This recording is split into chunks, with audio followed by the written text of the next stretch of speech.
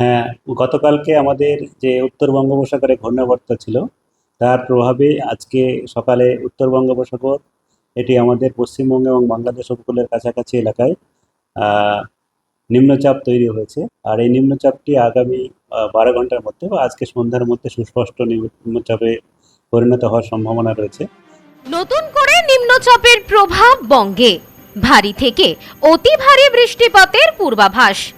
আর কিছু সময়ের মধ্যেই বদলে যাবে আবহাওয়া। বজ্রবিদ্যুৎ সহ বৃষ্টিপাতের পাশাপাশি বইবে ঝোড়ো হাওয়া। উত্তাল থাকবে সমুদ্র। মৎস্যজীবীদের সমুদ্রে যাওয়ার ক্ষেত্রে নিষেধাজ্ঞা জারি। কোন কোন জেলায় সতর্কতা জারি করলো হাওয়া অফিস? আগামী কয়েকদিন আবহাওয়া নিয়ে কি আপডেট দিলেন আবহাওয়াবিদরা? আসুন জেনে নেওয়া যাক। আবহাওয়ার ঘন ঘন মুড সুইং, এই রোদ তো পরক্ষণেই বৃষ্টি। আজ অর্থাৎ বুধবার সকাল থেকেই কোথাও মেঘলা আকাশ, কোথাও আবার মাঝে মধ্যেই দেখা মিলেছে রোদের। তারই মাঝে বইছে হাওয়া, সেই সাথে বেড়েছে অস্বস্তিকর গরম। তবে আবহাওয়া দপ্তর বলছে আজই ব্যাপক ঝড় বৃষ্টির সম্ভাবনা রয়েছে। শুক্রবার পর্যন্ত দক্ষিণবঙ্গের জেলাগুলিতে ভারী বৃষ্টির সতর্কতা রয়েছে। আজও সতর্কতা জারি একাধিক জেলায়। আবহাওয়া দপ্তর সূত্রে জানা যাচ্ছে ইতিমধ্যেই বঙ্গোপসাগরে একটি নিম্নচাপ তৈরি হচ্ছে। আগামীকাল নিম্নচাপ গভীর নিম্নচাপে পরিণত হবে। গাঙ্গেয় পশ্চিমবঙ্গ উপকূলের এই নিম্নচাপ উত্তর পশ্চিম দিকে এগোবে। এর প্রভাবে দক্ষিণবঙ্গে ভারী বৃষ্টির সতর্কতা জারি করেছে হাওয়া অফিস। অত্যন্ত ভারী বৃষ্টির সতর্কতা জারি রয়েছে উত্তর ও দক্ষিণ 24 পরগনায়, পূর্ব মেদিনীপুর, নদিয়া, হাওড়া, হুগলি, পশ্চিম মেদিনীপুর ও কলকাতাতেও রয়েছে এই ভারী বৃষ্টির সম্ভাবনা। বৃহস্পতিবার ও শুক্রবার এবং শনিবারেও বিক্ষিপ্তভাবে ভারী বৃষ্টিপাতের সম্ভাবনা রয়েছে দক্ষিণবঙ্গের প্রায় সব জেলাতেই। 30 থেকে 40 কিলোমিটার বেগে বইবে ঝোড়ো হাওয়া। এই সময় উত্তাল থাকবে সমুদ্র।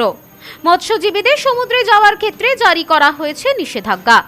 দক্ষিণবঙ্গের পাশাপাশি উত্তরবঙ্গেও বিক্ষিপ্তভাবে চলবে ভারী বৃষ্টি। রবিবার পর্যন্ত উত্তরবঙ্গে পার্বত্য এলাকাগুলিতে বৃষ্টিপাতের কমলা সতর্কতা জারি করা হয়েছে। বইতে পারে হালকা ঝোড়ো হাওয়া। এই বিষয়ে আলিপুর আবহাওয়াবিদ হাবিবুর রহমান জানিয়েছেন, তার সঙ্গে সঙ্গে তার পরবর্তী 24 ঘন্টা মানে আগামীকালের মধ্যে এটি অতি গভীর নিম্নচাপে পরিণত হওয়ার সম্ভাবনা রয়েছে। মানে ডিপ্রেশনে পরিণত হওয়ার সম্ভাবনা রয়েছে।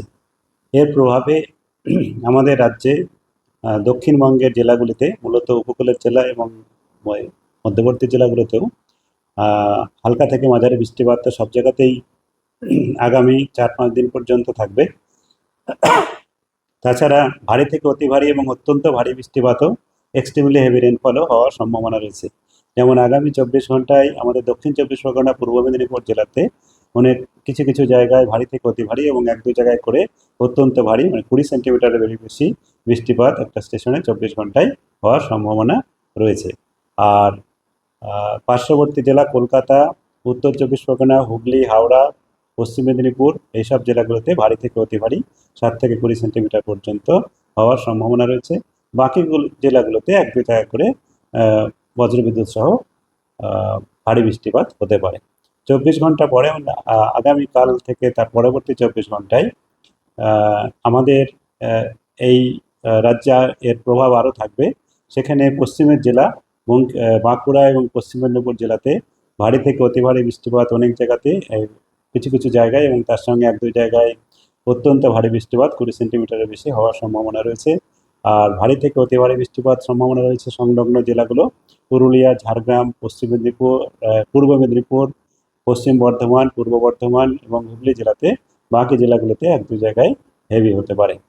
তারপরে আমাদের 14 তারিখে, আজকে 14 থেকে 15 তারিখের মধ্যে অতি ভারী বৃষ্টিপাত, ভারী থেকে অতি ভারী বৃষ্টিপাত পুরুলিয়া জেলাতে, আর বাঁকুড়া জেলাতে, ঝাড়গ্রাম জেলায়, পশ্চিম বর্ধমান এবং পশ্চিম মেদিনীপুর, বীরভূম এই জেলাগুলোতে 1-2 জায়গায় ভারী বৃষ্টিপাত হতে পারে।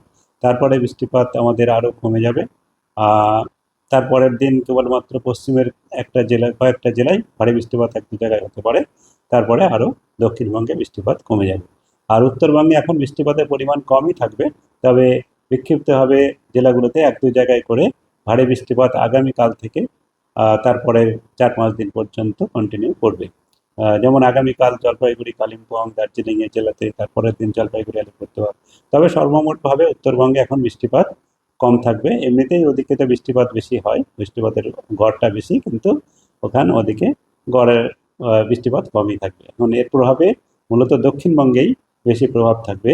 আর এর প্রভাবে আমাদের উপকূল অঞ্চল এবং উত্তর বঙ্গোপসাগর, বাংলাদেশ উপকূল, উড়িষ্যা উপকূল, দমকা হাওয়া থাকার সম্ভাবনা রয়েছে, যেখানে 40 থেকে 50, দমকা 60 কিলোমিটার পার আওয়ার পর্যন্ত যেতে পারে উত্তর বঙ্গোপসাগর এলাকাতে এবং সংলগ্ন আমাদের উপকূল অঞ্চলে। তার জন্যে তাছাড়া ভারী থেকে অতি ভারী বৃষ্টিপাত তো রয়েছেই। মৎস্যজীবীদের আগামী 15 তারিখ পর্যন্ত সমুদ্রে যেতে মানা করা হয়েছে। এই হচ্ছে এর প্রভাব। এবং আমাদের কলকাতা সিটিতে বা কলকাতা শহর বা তার সংলগ্ন এলাকাতে আগামী 24 ঘন্টায় ভারী থেকে অতি ভারী বৃষ্টিপাত হওয়ার সম্ভাবনা রয়েছে। বেশ কয়েক পশলা হালকা থেকে মাঝারি, তার সঙ্গে 1-2 পশলা করে ইন্টেন্স মানে তীব্র বৃষ্টিপাতও হওয়ার সম্ভাবনা থাকছে। এবং সর্বমোটভাবে 24 ঘন্টায় ভারী থেকে অতি ভারী 7 থেকে 20 সেন্টিমিটার পর্যন্ত বৃষ্টিপাত কলকাতাতে হওয়ার সম্ভাবনা রয়েছে। Bureau report, news no man's land, Kolkata. কেটে দাও।